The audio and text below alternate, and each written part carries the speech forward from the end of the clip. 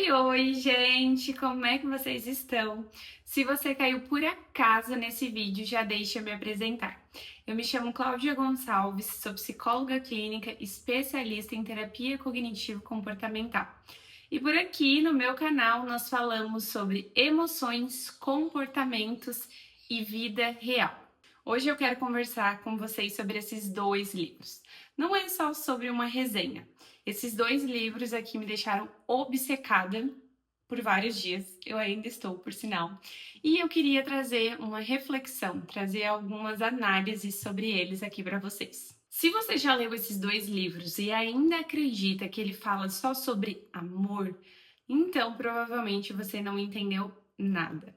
Esses dois livros falam sim sobre um romance, mas ele também traz sobre como você cresceu sem estrutura e o quanto isso tem um impacto na sua vida. Ele fala sobre dor, fala sobre quando você precisa se tornar alguém, sendo que ninguém nunca te ensinou como, e principalmente como sobreviver. Eu quero olhar para esses livros, Saving Six e Redeeming Six, como a gente olha na terapia, sem julgamentos, mas também sem romantizar.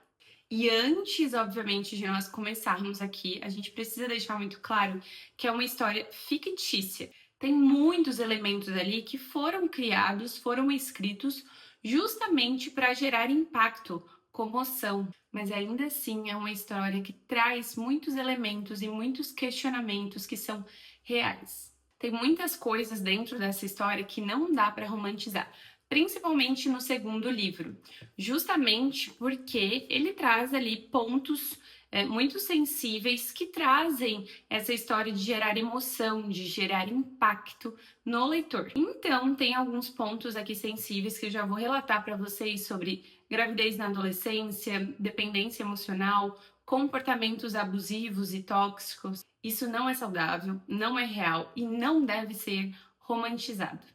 Mas aí entra justamente a psicologia, ao que a gente precisa olhar. Muitos desses comportamentos que eu citei, eles foram desenvolvidos, eles foram aprendidos. É uma camada que a gente precisa olhar porque esses comportamentos, eles não surgem do nada. Eles são justamente aprendidos, como eu falei agora.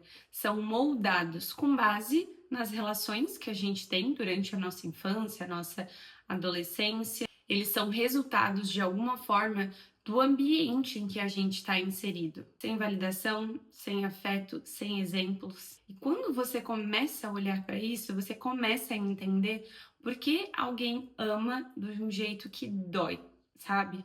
E aqui entra um ponto muito interessante também, que são as estratégias que as pessoas criam para lidar com a dor. Nem todo mundo teve a chance de crescer em um ambiente estável, seguro, onde você aprende a reconhecer as suas emoções, a nomeá-las, a acolhê-las de verdade. Então, muitas vezes o que aparece é comportamentos de fuga, de evitar sentir aquilo que machuca, de alguma forma anestesiar aquele sofrimento.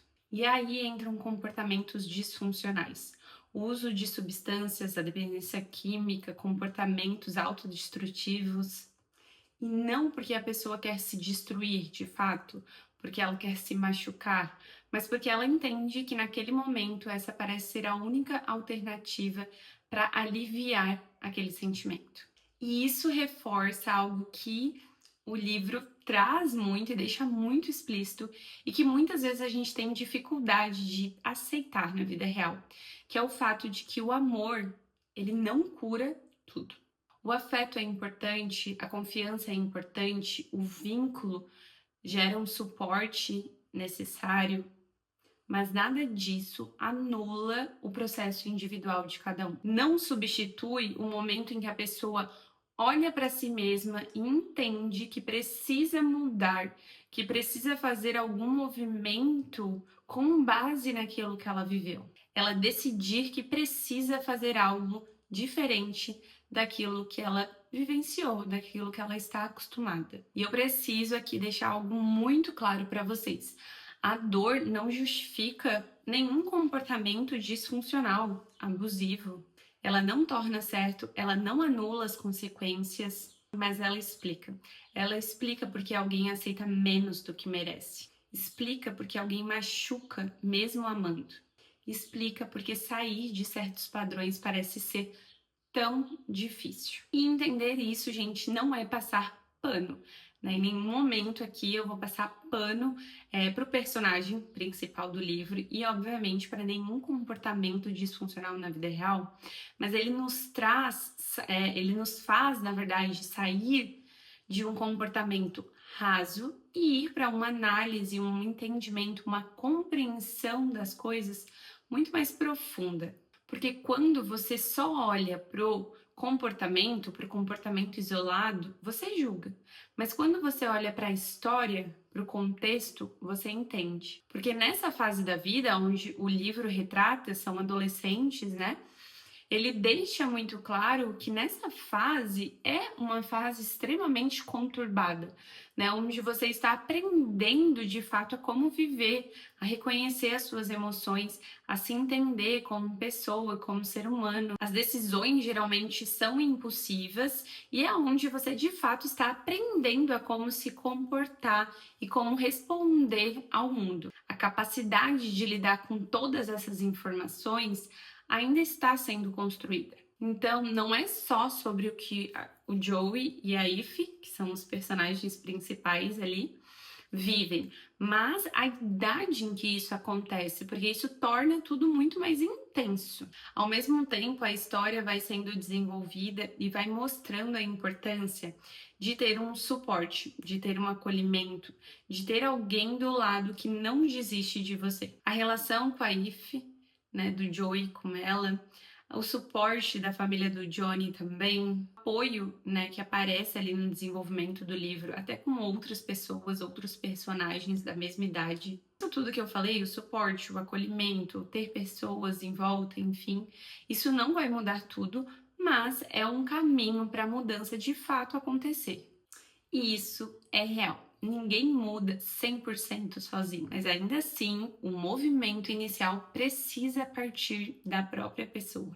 Existe aqui um nível de autorresponsabilidade que é inevitável a gente falar. Porque chega um momento na sua vida que não é mais só sobre o que fizeram com você, mas o que você escolhe fazer a partir disso. A história dos dois é cheia de altos e baixos, diferente dos dois primeiros livros, porque é uma saga, né? Boys of Tommy. Essa é uma relação bem mais complexa, né? Com aspectos bem mais disfuncionais do que da Shannon e do John. Mas é uma história que eu gostei, que, assim, ó, mexeu muito comigo, justamente por ela mostrar os lados difíceis e escuros de uma relação amorosa. Tornou tudo muito mais humano. Mostrou que as relações, elas podem sim ser bonitas, mas difíceis ao mesmo tempo. Podem ser profundas e desorganizadas, cheias de sentimento, mas cheia de dor também. E é justamente essa contradição que faz a gente parar para pensar e refletir. No fim, a reflexão aqui não é só sobre os personagens principais, não é só sobre eles, mas é sobre nós também, sobre o que a gente aprendeu, sobre o que a gente repete de comportamentos, de falas, de discursos e o que a gente decide mudar. No fim, gente, esses livros, acho que de toda a série, na verdade, mas esses dois em específicos que contam essa história em particular, não fala sobre um amor ideal e um amor perfeito. Na verdade, é pelo contrário, mostra duas pessoas imperfeitas tentando continuar. E talvez a grande pergunta desse vídeo seja: o que você tem feito com a sua própria história?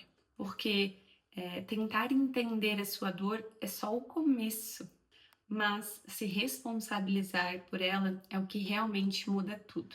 Se esse vídeo fez sentido para você, me conta aqui nos comentários. E se você gosta desse tipo de conteúdo, onde eu trago livros que são totalmente diferentes, né? São de romance, de fantasia, enfim, histórias que eu gosto de ler como hobby de fato, mas fazendo ali uma comparação, né? Uma análise com a psicologia, olhando de uma forma mais profunda para os personagens, me conta aqui também.